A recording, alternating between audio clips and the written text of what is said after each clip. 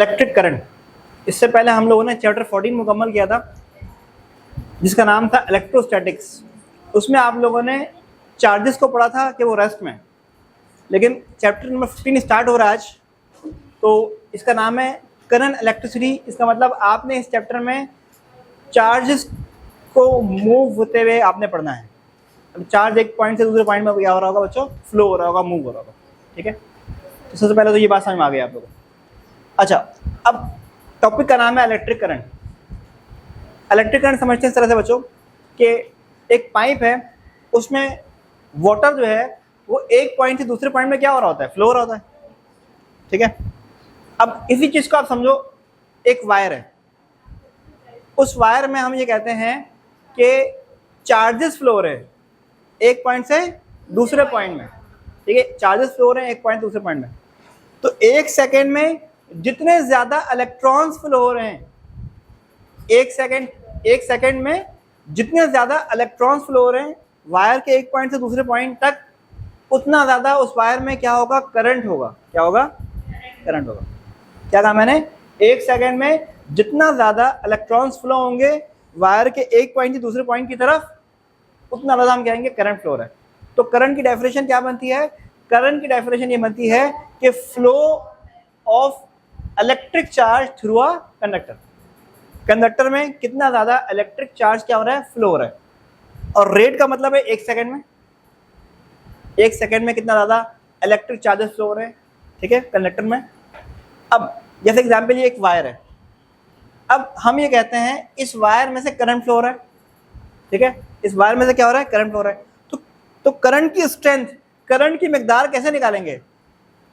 एक सेकेंड में इस पॉइंट से जितना ज्यादा चार्ज की मिकदार गुजरेगी, जैसे एग्जांपल एक सेकेंड का मतलब है टाइम डिवाइड में आ जाएगा, जितना ज्यादा चार्ज की मिकदार गुजरेगी इस पॉइंट से, उतना ज्यादा क्या होगा? करंट होगा। तो करंट का फॉर्मूला हो गया Q/T, जिसमें Q चार्ज का मैग्नीट्यूड है और T क्या है बच्चों? टाइम है। ये बात समझ में आ गई होगी मेरी। ठीक है, अब हम ये देखते हैं कि करंट की यूनिट क्या है।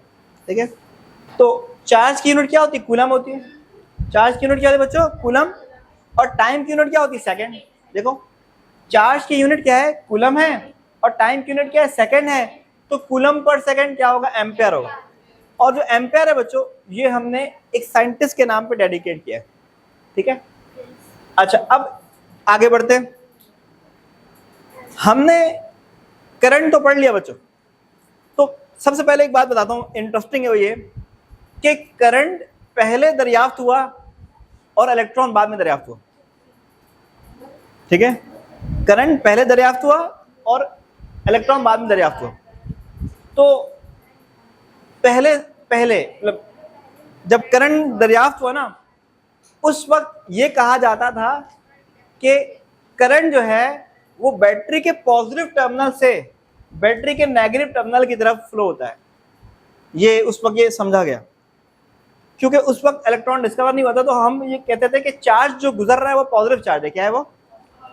तो इसका मतलब अगर आप वायर में करंट मेजर कर रहे हैं ना, तो हमेशा वायर में जो करंट फ्लो हो रहा है वो नेगेटिव से पॉजिटिव फ्लो हो रहा है, नेगेटिव से। लेकिन क्योंकि हमने स्टार्ट में ये बात पढ़ ली कि करंट फ्लो हो रहा है फ्रॉम पॉजिटिव नेगेटिव, तो उसका नाम रख दिया इन्होंने, क्या? कन्वेंशन। आम तौर पे ये समझने के लिए जस्ट, लेकिन एक्चुअल में जो करंट है वो कौन सा है? इलेक्ट्रॉनिक करंट है। ये बात समझ में आई? यहाँ लिखा है डेफिनेशन, देखिएगा, करंट जो फ्लो हो रहा है बैटरी के पॉजिटिव टर्मिनल से और बैटरी के नेगेटिव टर्मिनल की तरफ, उसको हम कहते हैं कन्वेंशनल करंट। ये सिर्फ पढ़ने के लिए, ये प्रैक्टिकली मौजूद नहीं है। ठीक है, सिर्फ समझने के लिए कि हाँ पॉजिटिव टर्मिनल से नेगेटिव टर्मिनल की तरफ जो फ्लो हो रहा है उसका नाम है कन्वेंशनल करंट। ठीक है, ये सिर्फ डायग्राम बनाने के लिए, समझने के लिए। लेकिन वायर में जो करंट फ्लो हो रहा है वो कौन सा है? Electronic current.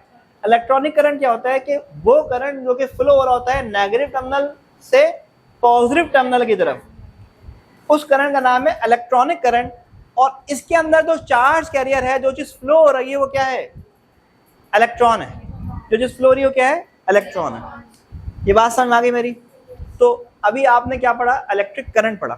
ठीक है, इलेक्ट्रिक करंट क्या होता है कि rate of flow of charge, मतलब एक सेकंड में कितना ज्यादा चार्जेस फ्लो हो रहे हैं, इसको हम कहते हैं इलेक्ट्रिक करंट, इसका फॉर्मूला है Q अपॉन T और इसकी यूनिट है एम्पेयर। एक सवाल मेरा और आपसे बनता है,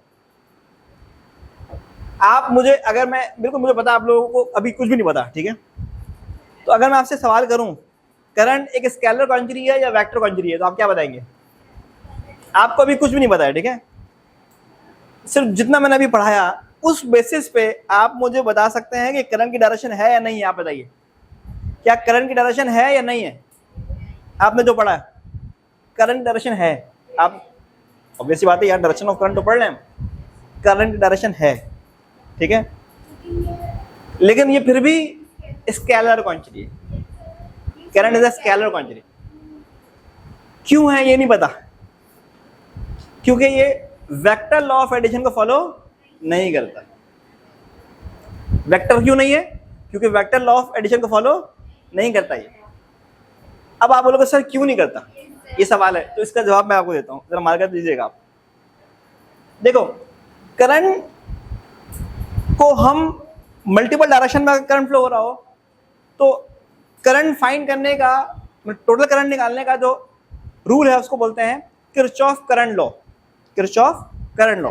अब किरचॉफ करंट लॉ क्या कहता है? जैसे एग्जांपल मैं आपसे कहता हूं कि लेट सपोज करंट यहां से भी फ्लो हो रहा है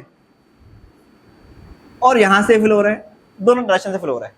मैं कहता हूं यहां से करंट आ रहा है I1, यहां से आ रहा है I2, और मैं कहता हूं ये करंट यहां से भी फ्लो हो रहा है, इसको बोलते हैं I3।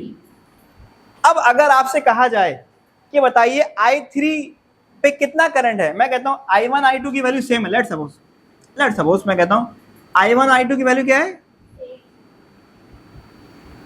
ठीक है, सेम है, तो I3 किसके बराबर होगा? किरचॉफ करंट लॉ ये कहता है, बट इस बुक का टॉपिक नहीं है ये, ठीक है, इसे समझाने के लिए बता रहा हूं मैं आपको। किरचॉफ करंट लॉ ये कहता है जितना करंट एंटर होगा किसी लूप में, किसी नोड पे, उतना करंट लीव होगा। करंट एंटरिंग और करंट लीविंग क्या होगा? बराबर होगा। तो करंट एंटरिंग जो है वो ये दोनों है और करंट लीविंग ये है। तो इसका मतलब करंट जो लीव हो रहा है वो है I3, जो बराबर होगा I1 प्लस I2 के। भाई करंट एंटर जो हो रहा है वो दोनों हो रहा है, तो दोनों को ऐड कर देंगे, करंट एंटरिंग को ऐड कर दिया जो कि बराबर होगा करंट लीविंग के। करंट लीविंग क्या है? I3। तो अगर मैंने ये बोल दिया दोनों बराबर है, तो इसका मतलब I2 की जगह मैं I1 लिख सकता हूं, तो क्या हो जाएगा? 2I1 हो जाएगा। I3 किसके बराबर हो गया बच्चों? 2I1। तो अगर करंट होता वेक्टर क्वांटिटी तो इसका मतलब पता क्या है? कैंसिल हो जाता दोनों, ये दोनों आपस में क्या होता है? क्यों कैंसिल होता है? क्योंकि equal and opposite direction cancel हो जाती है ना। Equal and magnitude, opposite in direction cancel, लेकिन कैंसिल नहीं हुआ तो हम ये कहेंगे वेक्टर लॉ ऑफ एडिशन को फॉलो नहीं करा। इसीलिए ये क्या है? Scalar quantity. करंट डायरेक्शन होती है, पढ़ तो रहे हम लोग डायरेक्शन होता है, लेकिन ये क्योंकि वेक्टर लॉ ऑफ एडिशन को फॉलो नहीं कर रहा, इसलिए हम कहेंगे ये स्केलर क्वांटिटी। और आपको अगर किसी भी नोड के ऊपर जो है वो करंट की टोटल मिकदार निकालनी हो तो आप यूज करते हैं किरचॉफ करंट लॉ, जो बताता है करंट एंटरिंग का सम बराबर होगा करंट लीविंग के सम के। तो यहाँ पे करंट लीविंग 1 है और करंट एंटरिंग 2, तो दोनों को जमा कर दिया आपने।